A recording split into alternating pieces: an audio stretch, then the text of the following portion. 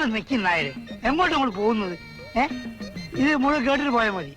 ദുബായിലാണ് ആദ്യമായിട്ട് pop music ഉണ്ടായത്. വത്തിക്കാനിൽ നിന്നും ഒരു പോപ്പ് കുറച്ച് ദിവസത്തെ ലീവ് എടുത്ത് ദുബായിൽ വന്നു.